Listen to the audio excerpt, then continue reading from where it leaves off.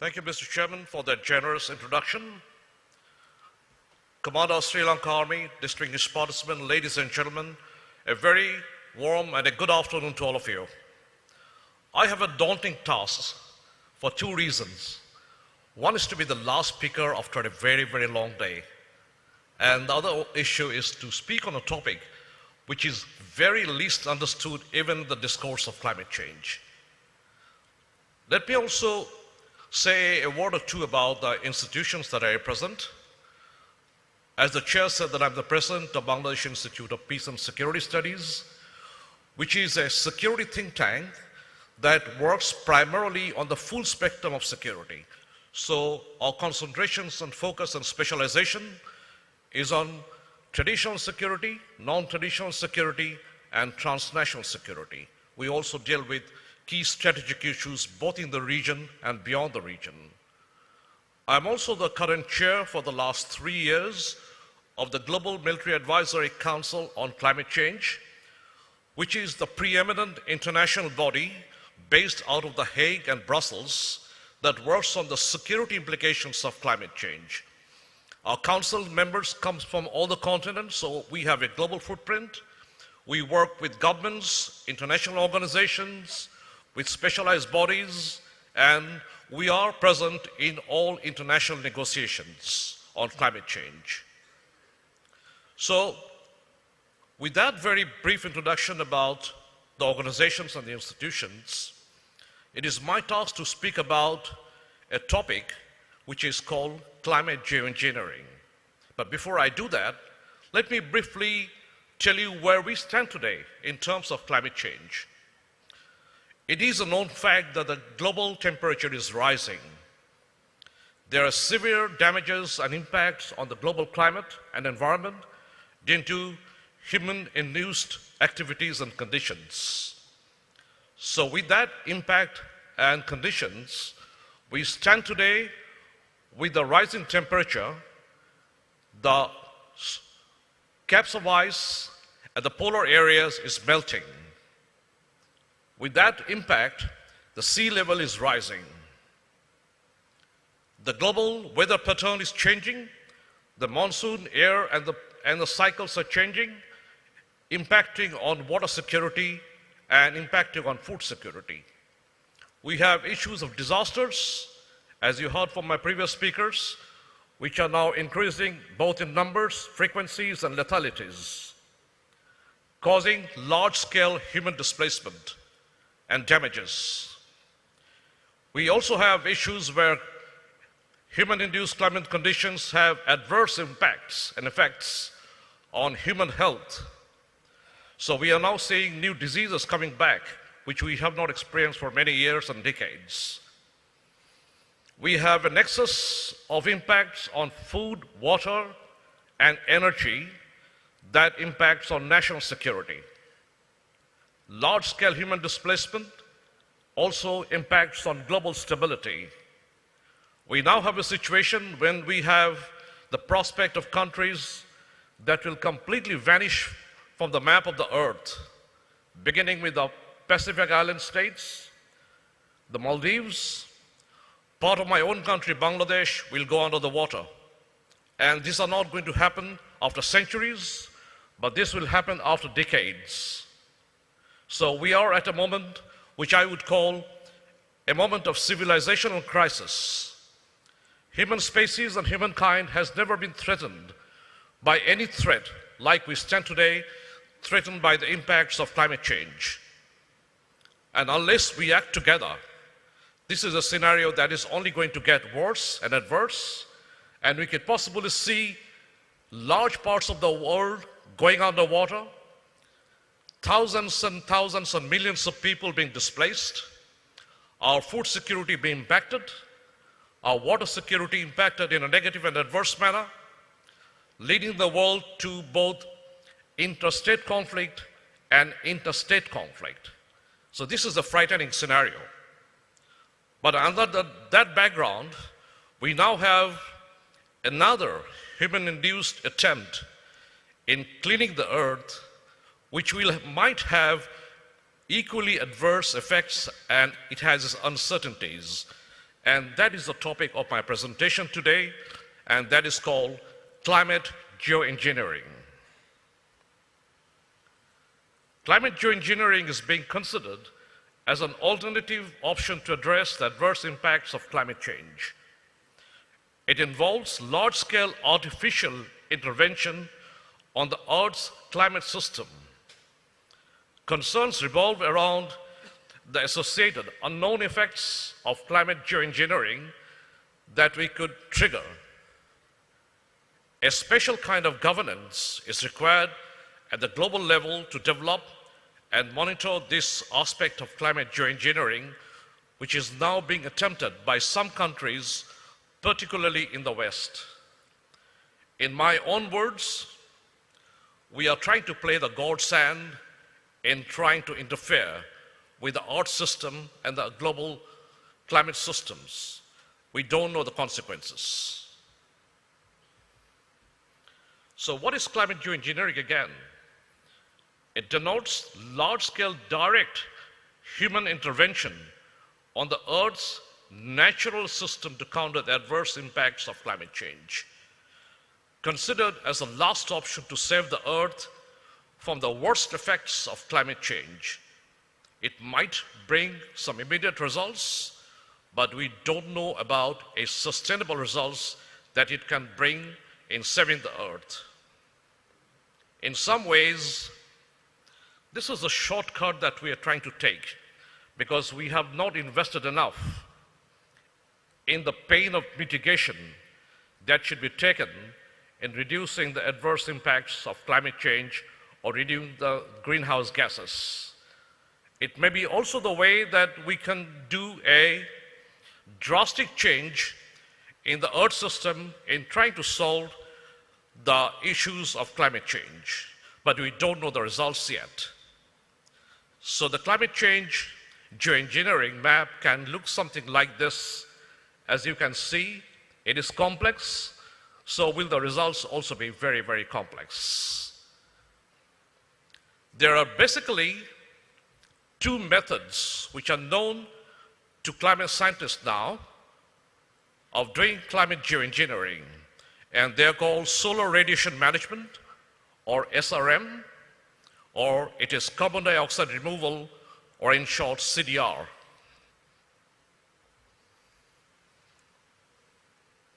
In trying to define solar radiation management, or SRM, it is to develop artificial barriers so that the solar radiation can be reflected back to the space before it reaches the Earth's surface at a controlled level.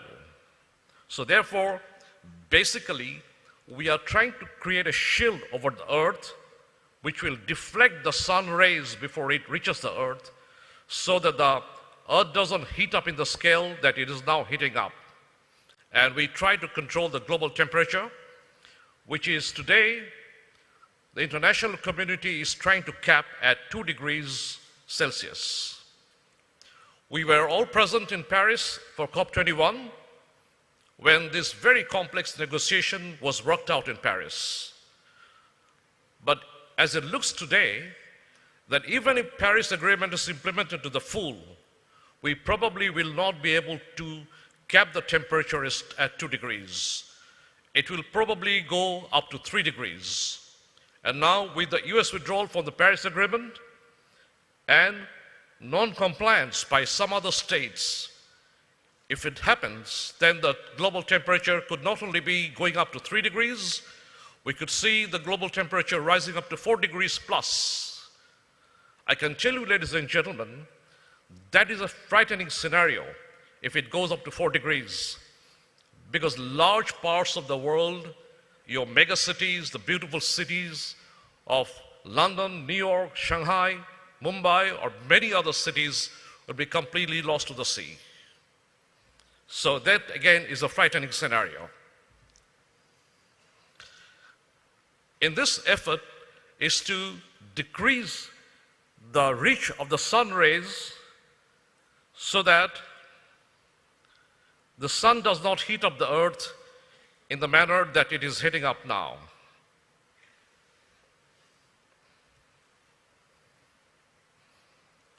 how we do this operation. Would you give me a moment? This is something. Okay.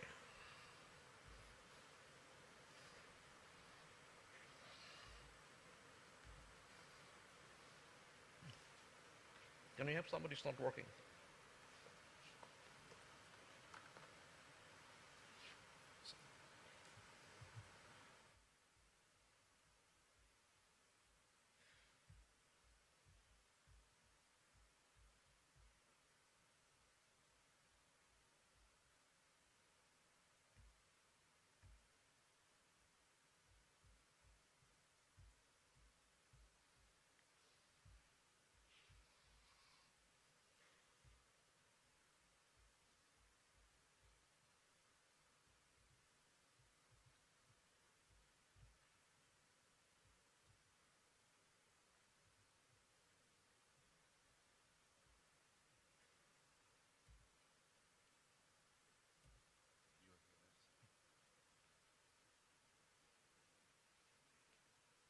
Sorry for the interruption.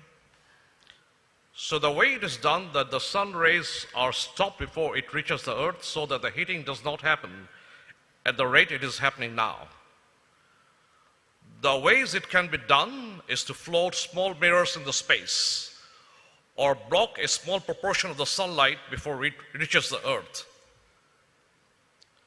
We can also do this by inducing stratospheric aerosols, by which we induce small and reflective particles into the upper atmosphere to reflect some sunlight before it reaches the Earth's surface.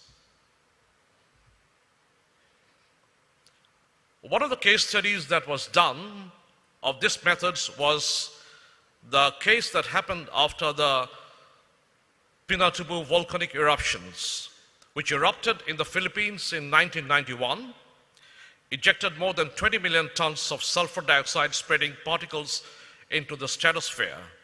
These particles scattered and obstructed the sunlight to reach the Earth's surface over the area that it was spread. And following that, for the next 2 years, the global temperature declined by 0.5%, 5 degrees Celsius. So that gave hope to a lot of climate scientists that if it could happen there, we could also do that artificially so that we can reduce the sun's temperature. Let us now talk briefly about CDR, or carbon dioxide removal. In short, it means the elimination of carbon dioxide from the Earth's environment, directly countering the increased greenhouse effect and ocean acidifications. On a natural basis, on a positive basis, this could be done by afforestation, so we could have global scale plantation efforts that could slow but more effective way to counter the adverse impacts of climate change by absorbing the greenhouse gases by the plants we are planting. It certainly has no side effects. But the artificial approaches are the ones that worry people. We could have a carbon air capture, by which I mean we can set up sophisticated machines that can eliminate carbon dioxide directly from our surrounding air and store it elsewhere. But this is extremely expensive, and perhaps it can do part of the job, not fully. We could also have bury large amounts of charcoal in the soil so that carbon is locked up and cannot enter the carbon cycle.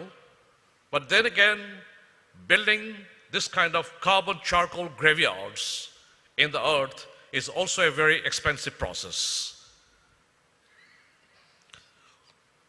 Other process that we can do is to do ocean fertilization, by which we add nutrients such as iron, urea, etc. to the top layers of the ocean. It can lead to increased growth of plantations and other species on the surface of the water that can draw down carbon dioxide from the atmosphere. This can then sink from the surface to the deep ocean and bury it there. But then it has other impacts and implications. These blooms can affect the physical properties of the surface of water by absorbing light and heat from the sun. It can also change other species. It has harmful other blooms and the production of nitrous oxide and methane. It can also very severely impact on marine life. It certainly has unknown consequences on the overall ecosystem. One example that comes to us about this method is an experiment that was done by an American businessman named Russ George, who made a private geoengineering experiment. He dumped about 100 tons of iron sulfide into the Pacific Ocean as part of a geoengineering scheme of the west coast of Canada. The iron that Spade had covered about 10,000 square kilometers. The experiment adversely affected the surrounding ecosystem, producing toxic tides, severing ocean acidification. There was, of course, a huge cry from environmentalists, including environmental lawyers. But currently, the experiment that I can mention to you that is going on is called the Harvard Project. This is the world's biggest solar geoengineering program to date. It is happening in the United States, and the effort is to launch high-altitude balloons from the location in Arizona, spray about 20 kilometers up to the Earth's stratosphere with the purpose of increasing the reflectability of the stratosphere so that sun rays don't reach the Earth's surface. Having gone through the basic science of geoengineering, it is important for us to understand what are the implications. In analyzing that, the consequences that we can now find out is that geoengineering will have absolutely unknown and uncertain consequences. Its impacts may go beyond our control, leading to fatal consequences on the global climate that can impact on the whole climatic atmosphere of the world. Geoengineering technology can also be weaponized in the guise of addressing climate change. So countries that have the technical and the financial capacity to have this capacity of geoengineering technology, can they themselves weaponize the whole process by that threatening other nations. It also may be exploited for military and political ambition over other countries by countries which can possess this capacity. It might trigger a race for military expansion, and geoengineering might be exploited by military purposes. Especially the aspect of solar geoengineering is the one. For its deployment, it will primarily be the military, in particular the Air Force, that will have to grow the capacity to deploy solar geoengineering technology. So therefore, we could see rapid expansion of the military capacity of many rich states. Large-scale establishment in the duty of implementing geoengineering can then become targets of military operations or military attacks.